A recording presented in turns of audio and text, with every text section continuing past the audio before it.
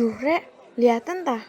Iki lho, mosok buang botol plastik nang tong sampah nggak gelem. Digletakno langsung nang bangku. Ini iki maksudnya apa coba? Iya Mas. Plastik sekali pakai sering jadi salah satu sumber limbah yang berserakan di mana-mana. Lihat tuh, tong sampahnya juga penuh plastik. Iya juga ya. Padahal suasana belajar di pelataran perpus ini lumayan enak loh. Ada air mancur juga. Yo, kalau ngerjain tugas atau diskusi masih oke lah.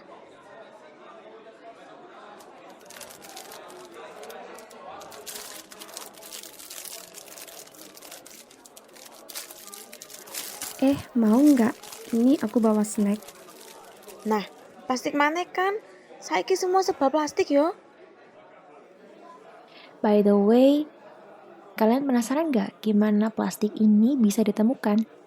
Siapa sangka, benda yang dulunya sangat dielulukan ini sekarang jadi salah satu sumber limbah yang paling diwaspadai. Emangnya gimana Mel? Oke, tapi sebelum ke sejarahnya, kalian tahu kan plastik itu apa? Kata plastik berasal dari bahasa Yunani, plastikos, yang berarti bisa dibentuk atau dicetak. Dalam bahasa Inggris sendiri, kata plastik bisa menjadi kata benda dan kata sifat. Nah, kalau kita sifatnya berarti yang mudah dibentuk, dalam pengertian yang lebih luas, plastik adalah senyawa organik sintetik atau semi sintetik yang mudah dibentuk, sehingga dapat dicetak menjadi benda padat. Secara kimia, plastik merupakan polimer, yaitu rantai panjang berulang dari atom yang mengikat satu sama lain. Sebenarnya, nggak ada pembeda yang benar-benar jelas untuk kategori yang disebut plastik ini. Karena dari kacamata kimia, polimer membentuk banyak sekali benda yang kita gunakan sehari-hari, kayak jumper berbulu, cornflake, lemari kayu, bahkan DNA kita juga. Tapi ilmuwan selalu punya ide. Plastik dapat dikategorikan dengan banyak cara, tapi paling umum dengan melihat bagian belakang polimernya, yaitu vinil klorida, polietilen, akrilik, silikon, uretan, dan masih banyak lagi. Well, you guys are indeed smart AF. Jadi gimana Mel ceritanya? Oh iya, sampai lupa mau cerita. Jadi penggunaan polimer alam yang paling awal itu sekitar 1600 sebelum Masehi. Pada waktu itu, orang-orang Mesoamerika menggunakan karet alami buat jadi bola, pengikat, dan patung.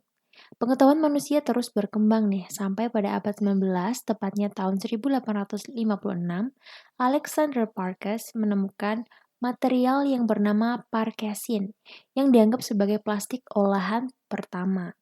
Nah, parkesin ini nih kemudian dipublikasikan pada The Great International Exhibition di London pada tahun 1862. Parkesin terbuat dari selulosa yang diolah dengan asam nitrat, kemudian menghasilkan senyawa yang bisa dilarutkan dalam alkohol dan dapat mengeras menjadi material transparan dan elastis yang bisa dibentuk ketika dipanaskan. Setelah penemuan ini, ilmuwan-ilmuwan lain juga mulai mengembangkan plastik nih. Sayangnya, parkesin tidak memiliki nilai bisnis yang cukup untuk dapat diproduksi dengan skala yang lebih besar. Barulah pada tahun 1907, Leo Baekeland berhasil menemukan plastik sintetis sepenuhnya bernama bakelit yang dibuat dari fenol dan formaldehid. Penemuan ini merupakan awal dari industri plastik modern. Kemudian pada tahun 1920, polimer ditemukan oleh Hermann Staudinger.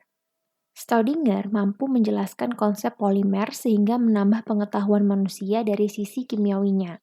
Setelah Perang Dunia I, sintesis polietilen yang dapat diaplikasikan ke industri ditemukan pada tahun 1933 di Inggris oleh Eric Fawcett dan Reginald Gibson. Perkembangan teknologi plastik kian pesat hingga melakukan produksi massal pada awal 1940-an dan 1950-an lah. Penemuan polietilen tereftalat atau PET nih di UK pada tahun 1941 adalah salah satu penemuan yang menggantikan penggunaan kemasan kaca di berbagai produk yang menyebabkan penggunaan botol plastik besar-besaran di Eropa lalu menyebar ke berbagai dunia. Oh ngono.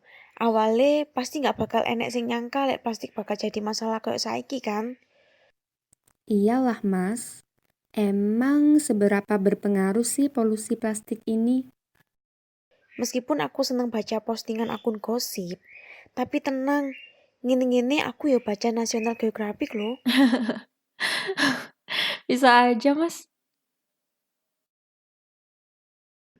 Dengerin yo, dari sebuah artikel National Geographic yang dipublikasikan tanggal 7 Juni 2019, ada beberapa fakta kunci tentang plastik.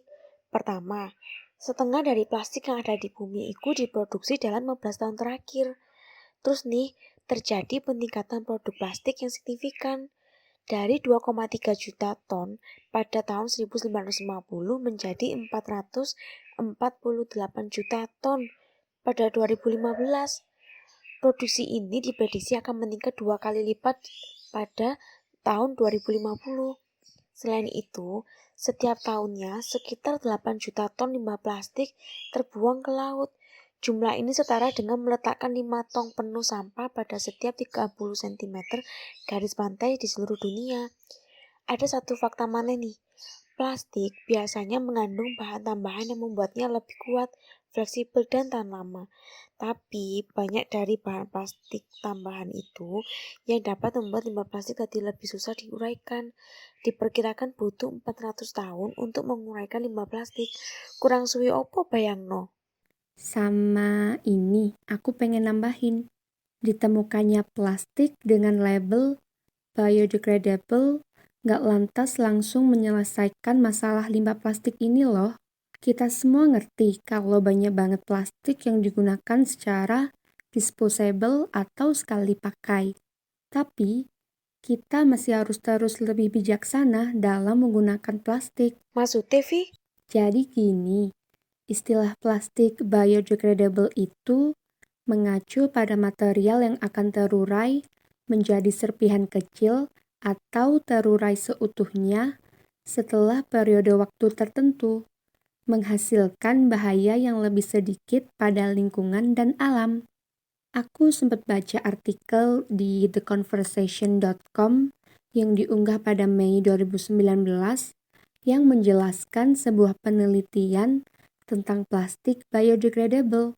Kelompok ilmuwan di University of Plymouth di UK menguji berbagai jenis kantong plastik compostable, biodegradable, oxo-biodegradable, dan plastik politen yang umum kita temukan.